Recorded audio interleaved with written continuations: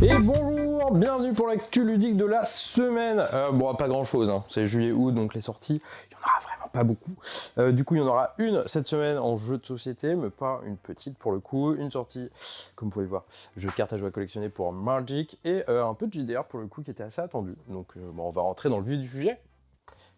Nouvelle extension pour Magic aux portes des États, aux portes des. Chaque fois je me trompe, aux portes des éternités. Du coup, pour le moment, comme on est partenaire avant-première de Dispo, on aura les deck commanders, les boosters de jeu et les kits d'avant-première. Semaine prochaine, on aura plus de stock et surtout, on aura l'apparition des boosters collectors qui arriveront, ainsi que les bundles. Donc ça, c'est semaine prochaine, mais dès aujourd'hui, vous pouvez venir chercher ça, c'est sorti. Monsieur Matt Leacock frappe encore. Matt Leacock, qui c'est le papa de Pandémie. Voilà. Juste petit truc comme ça, quoi, un petit jeu pas connu. Du coup, c'est un genre de Pandémie, parce que ça va utiliser le Pandémie système, donc le truc assez simple, à votre tour de jeu, vous avez des actions, hop, ensuite on tire des cartes pour faire jouer le jeu. Ici, on va utiliser une petite licence pas trop connue, un peu niche, le Seigneur des Anneaux, pour faire ça. Donc c'est de 1 à 5 joueurs, des parties de 1 heure à 2 heures, ça dépend si vous perdez plus tôt, parce qu'il va y avoir du challenge. Il est un peu plus relevé que un Pandémie classique, et en termes de possibilités, d'options et tout, il y a vraiment pas mal de choses. Vous pouvez perdre de une seule manière, mais cette manière, vous pouvez la perdre de plein de façons différentes. C'est l'espoir, je vais en parler un peu après. Et vous avez une seule manière de gagner. Donc c'est un peu coton. Alors comment ça se passe? C'est assez simple. Chaque joueur du partie se voit confier 2 personnages, parce qu'il y en a 13 différents dans la boîte de mémoire. Le petit truc du jeu, c'est qu'ils sont tous asymétriques. Ils ont tous 3 à 4 petits pouvoirs qui soient passifs ou à activer pendant vos tours. Du coup, ça fait beaucoup d'options déjà à mémoriser en fonction du nombre de joueurs. On va jouer chacun son tour, donc ça ne change pas. Votre tour de jeu, vous allez avoir 4 actions à faire sur l'un de vos personnages et une seule action sur le deuxième. Vous pouvez très bien swifter à chaque tour, hein, changer quel personnage fait les 4 actions et ainsi de suite en fonction de ce que vous voulez faire. Au niveau des actions, donc j'expliquerai pas toutes les actions des personnages, hein, il y en a 13 x 3 x 4, donc on va pas aller là-dedans, je vais vous expliquer les actions à peu près classiques, quoi. Du coup, vous avez un plateau, hein, comme vous pouvez le voir, qui va représenter la map du Seigneur des Anneaux, la fameuse terre du milieu.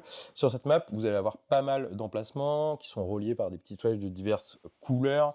À votre tour de jeu, du coup, sur les actions classiques à faire, vous allez pouvoir soit vous déplacer. À ce moment-là, vous pouvez même déplacer d'autres gens avec vous gratos en les emmenant, quoi. Vous avez la communauté, quoi, forcément.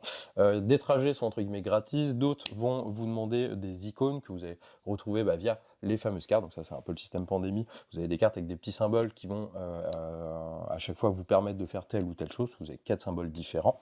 Vous allez pouvoir mettre des troupes si vous êtes à certains endroits, parce que là, il va y avoir un peu de castagne. Vous allez pouvoir combattre si vous êtes dans un endroit où il y a des troupes à vous et des troupes du Mordor. Vous allez pouvoir lancer des petits dés pour vaincre tout ça. Vous allez pouvoir échanger des cartes avec d'autres joueurs, donc ça c'est comme d'hab, en fonction de qui a besoin de quoi. Et vous allez pouvoir faire des quêtes. Parce que le petit truc du jeu, c'est que vous avez un objectif qui est toujours le même, c'est d'aller à la montagne du destin. Wow, surprise, vous allez détruire l'anneau là-bas, blablabla. Mais avant ça, vous allez avoir 3 autres objectifs qu'il faudra faire avant d'aller détruire l'anneau de pouvoir. Et c'est le petit truc du jeu, ces 3 objectifs sont choisis aléatoirement du début de la partie parmi pas mal. Donc il y a une énorme jouabilité là-dessus déjà, vous allez avoir pas mal de choses à faire de différentes.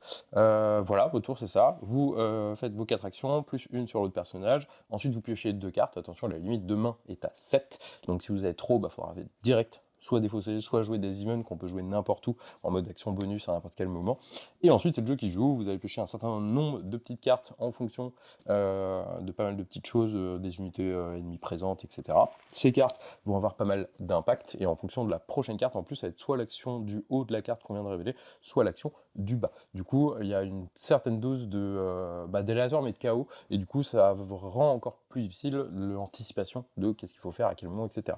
Dans les petites actions que le jeu va vous mettre dans les pads, ça va être des déplacements de troupes qui vont venir défoncer vos unités, ça va être des déplacements de Nazgûl. Oui, il y a vraiment des Nazgûl en figurine, on déconne pas ici. C'est 70 balles, faut l'assumer. Du coup, vous avez aussi une tour AD, barre dure, donc vraiment en mode tour AD comme ça, quoi, pour lancer vos petits dés au niveau des conflits. Ça va vous mettre l'œil de Sauron qui va se déplacer. Faut vraiment éviter que l'œil de Sauron sur la map soit dans la même contrée où il y a Frodon, parce que sinon ça va mal se passer. Voilà, donc comment vous perdez, c'est l'espoir, parce que vous avez une jauge d'espoir. Et si votre espoir tombe à 0, c'est perdu. Comment en perdre l'espoir? Il y a pas mal d'options. Chaque fois que vous allez combattre, vous pouvez perdre l'espoir via les dés. À chaque fois que les Nazgûl sont là, qu'il faut faire une recherche, si vous n'avez pas les cartes idoines qu'il faut, vous faites un petit lancer de dés de recherche, ça pue, ça va vous vraiment faire perdre de l'espoir. Ou si les ennemis prennent le contrôle de places fortes, des gentils, les arbres, vous allez perdre encore de l'espoir. En gagner, il n'y a pas 15 000 manières, surtout de reprendre les places fortes de l'ennemi pour regagner de l'espoir. Du coup, c'est un bon challenge, beaucoup de communication il va falloir, pas mal d'anticipation, même si elle est rendue assez difficile. Après, on s'y croirait, c'est vraiment thématique, c'est vraiment cool.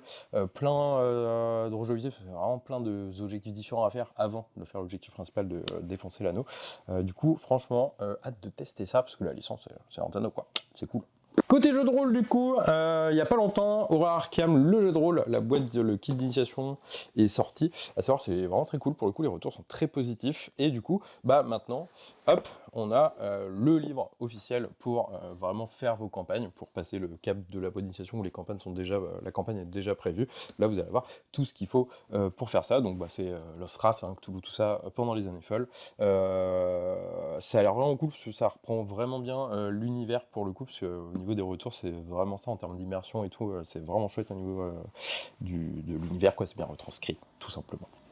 Et ensuite, dernière petite chose, ce sera un nouveau bouquin pour Vampire la Mascarade, le célèbre jeu de rôle, le meilleur, soit dit en passant, après ça c'est mon avis. Du coup ici on va aller à Chicago, donc pas mal de petites choses de mémoire. Vous allez découvrir Chicago dans l'univers idoine, une introduction au clan de la nuit, comment ça se passe, et pas mal d'autres ajouts forcément pour étoffer tout ça, voilà. De la licence quoi cette semaine, Seigneur des Anneaux, Lovecraft, Vampire à Mascarade, Magic, bon, de petites marques un tout petit peu connues, quoi. Voilà. En tout cas, on vous laisse venir regarder ça en boutique, c'est dispo. Et on vous donne rendez-vous, enfin, je vous donne, je suis tout seul, je vous donne rendez-vous demain pour la prochaine actu ludique. Des bisous!